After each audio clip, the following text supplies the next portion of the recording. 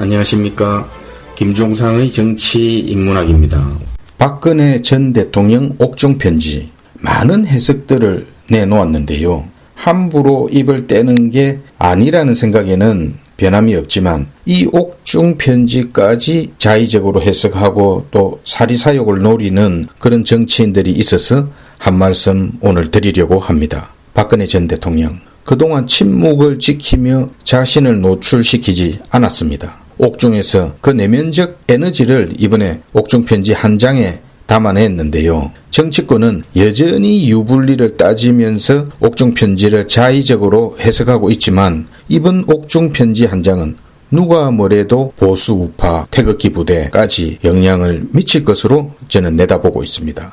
사실 박근혜 탄핵도 너무도 많은 진실이 숨겨졌고 정치적 배신이 있었고 또 아직도 미궁 속에서 언젠가는 모든 진실이 밝혀질 것으로 보고 있습니다. 저는 이번 박근혜 전 대통령의 옥중편지 첫 번째 메시지는 그동안 송구스럽고 감사하는 이 태극기 국민들에게 보내고 있다고 저는 판단하고 있습니다. 이제부터 누구의 명령도 아닌 또 누구에게도 속지 말고 오직 자유 대한민국의 존립과 미래를 위해 조건 없이 미래통합당으로 뭉쳐달라는 호소입니다. 본인이 지난 2006년 테러를 당한 이후에 지금 삶은 덤이고 나라에 바친 것이라는 표현, 또 탄핵과 구속으로 정치 여정이 멈췄다는 표현, 저는 이 말이 그렇게 해야 한다는 다짐이며 근원에는 천번의 성찰이 있었을 것으로 짐작해 봅니다. 감옥에서 많은 국민의 목소리도 읽었고 또 본인의 많은 생각도 있지만 모두 접고 불가피한 선택으로 나도 함께 할 것이니 이번에 반드시 무능하고 위선적이고 독선적인 이 문재인 정권을 심판해달라는 호소,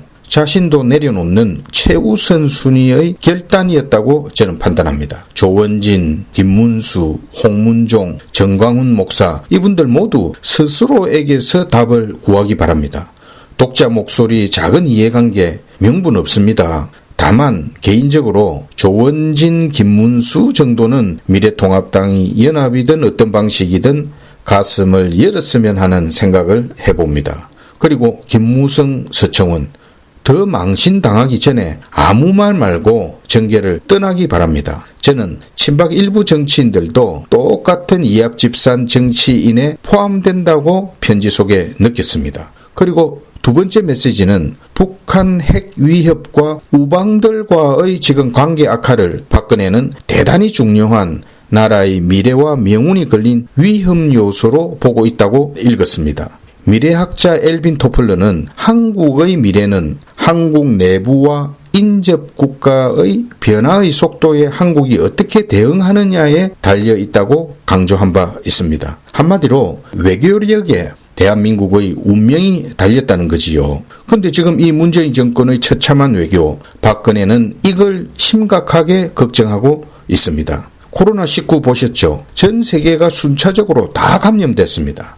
이런 글로벌 시대에 영어 좀 한다고 또 국제기구에 좀 일 좀 했다고 외무부 장관 합니까? 광경하 외무부 장관 퇴임할 때쯤 되면 외무부 장관이라는 자리가 이렇구나. 그동안 수업 잘했네. 아마 속으로 이럴 겁니다. 박근혜의 세 번째 마지막 메시지는 우한 폐렴으로 고통받는 내 고향 대구 경북을 걱정하며 코로나19의 진원지가 중국임을 분명히 하고 있습니다. 문재인이 시인 안 하고 또 중국으로부터의 전면 입국 금지의 실패가 오늘의 사태를 만들었음을 끝까지 감추고 있지만 이 정권의 정치적 계산, 이 또한 언젠가는 반드시 밝혀질 것으로 판단합니다. 박근혜는 부디 잘 견뎌 이겨내라는 당부를 했지요. 우리가 손흥민 축구하는 걸 한번 보면요. 유럽 무대에서는 한국에서보다 2배는 더 실력 발휘를 합니다.